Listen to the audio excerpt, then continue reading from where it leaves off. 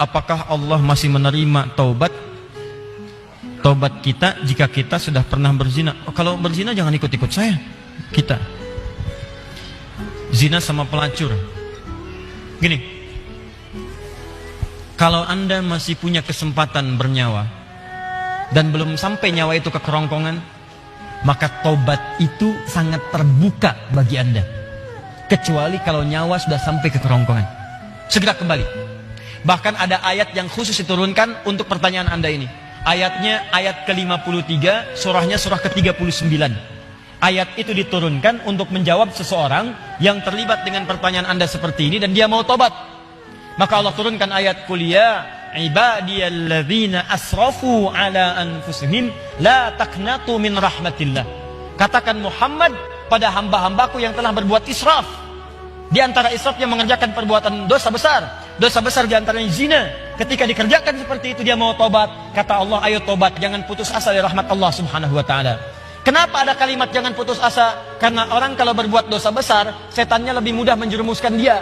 Karena akan dibuat kalimat-kalimat dalam dirinya seakan-akan mencegah dia untuk bertobat. Sudah, dosa kamu berbuat sudah begitu besar, gak ada kesempatan untuk bertobat lagi. Sudah, kamu sudah terlanjur basah, berenang sekalian, tinggalkan perbuatan yang ini. Kamu medannya di sini, kamu dunianya di sini.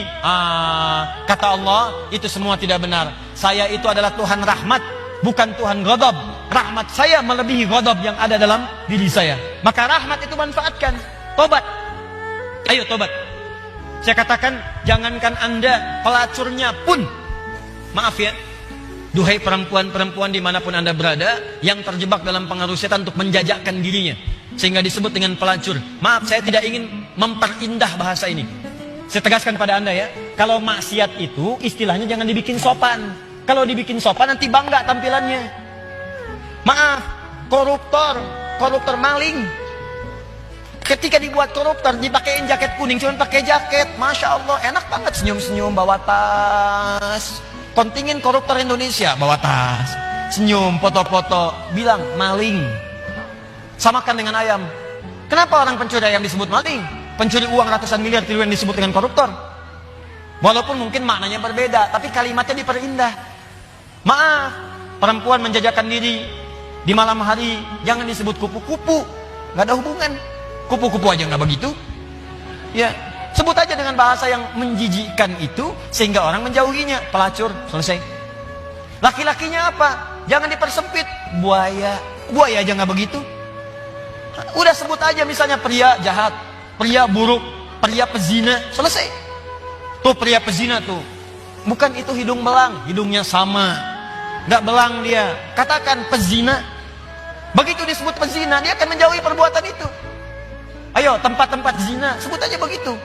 Ya, jangan disebut dengan kalimat-kalimat yang indah. Begitu disebut dengan kalimat yang indah, seakan-akan perbuatan itu menjadi baik. Teruskan. Pernah dengar tentang hadis ini?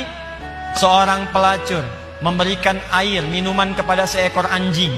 Ketika diberikan itu tiba-tiba keluar firman-Nya dengan segala keikhlasannya dia masuk ke dalam surga.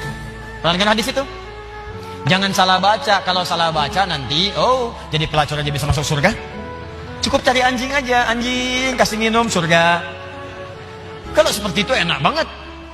Bukan, cara bacanya adalah ketika dia memberi minuman itu, dia sadar dengan dirinya.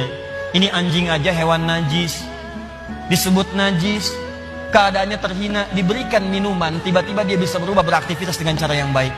Saya manusia, bukan hewan. Walaupun saya melakukan perbuatan hina, kenapa saya tidak berubah seperti anjing ini punya energi? Dalam bahasa syariat, wahyu itu disebut dengan tuntunan air. Allah menurunkan air dari langit, membuat tanaman yang kering, tanah yang kering menjadi gembur kembali. Allah menurunkan wahyu-wahyu dari langit, ajaran-ajaran, membuat hati yang kering menjadi subur kembali untuk melakukan perbuatan-perbuatan baik. Sadar dia dengan perbuatan itu, bertobat dirinya. Taubat itu yang menggugurkan dosanya, berubah jadi beramal soleh. Amal solehnya yang menjadikan dia terjamin surga di sisi Allah Subhanahu wa taala. Pelacur, tobat, masuk surga. Pembunuh 100 orang, tobat, masuk surga. Maka saya ajak orang yang pernah berbuat perbuatan semacam ini, ayo tobat. Ada kesempatan. Dan jangan ditampakkan. Maksiat yang tampak hanya mengundang bencana. Ini sekarang ini sudah banyak nih. Saya perhatikan orang bangga berbuat maksiat. Awas hati-hati. Homoseksual, lesbian, LGBT, macam-macam sudah bangga. Bikin kontes, bikin macam-macam. Ngundang musibah tuh. ngundang musibah. Dan kita doakan, kita ajak mereka dakwahi dengan lembut supaya meninggalkan perbuatan-perbuatannya. Doakan Pak, dalam malam kesempatan hari doa, istighfar. Karena istighfar itu diantaranya bisa menahan murka Allah Subhanahu Wa Taala. Wa ma kana Allahu liyu'adzibahum wa anta fihim. Muhammad, sepanjang kamu hidup mereka tidak akan pernah saya azab. Kalimatnya fiil. Tapi ketika nabinya meninggal, wa ma kana Allahu mu'adzibahum wa hum yastaghfirun. Kenapa yang pertama kata kerja, yang kedua kata benda? Pertama kata kerja karena di zaman Nabi setelah masuk Islam jarang orang berbuat maksiat. Setelah nabinya meninggal berubah jadi kata benda, orangnya banyak bermaksiat. Tapi kenapa azab ditahan oleh Allah? Ada kalimat di ujungnya wahum yastaghfirun, karena ada orang-orang yang masih istighfar kepada Allah Subhanahu Wa Taala. Kita berdoa malam. Ya, bikin programnya. Saya kemarin ke Padang berapa waktu lalu, wali kota Padang punya program Padang bebas maksiat. Saya kira ayo Kabupaten Bandung, ya Kabupaten Bandung bebas maksiat. Anda berdoa, dakwahi, tampakkan kebaikan. Ayo mulai sekarang yang ngaji dengan saya minta komitmennya. Kalau Anda pegawai berangkat ke kantor, perilaku yang baik, tunjukkan nilai keislaman, jujur dalam bekerja, jangan takut. Anda tidak akan kehilangan rezeki. Anda nggak korupsi pun rezekinya segitu. Anda korupsi rezekinya nggak nambah segitu juga. Jadi kalau Anda bisa dapatkan yang halal, kenapa mencari dengan yang haram? Nggak usah, yang baik-baik aja, rezeki Anda sudah terjamin. Demi Allah saya katakan, kelihatannya banyak, cuman segitu juga.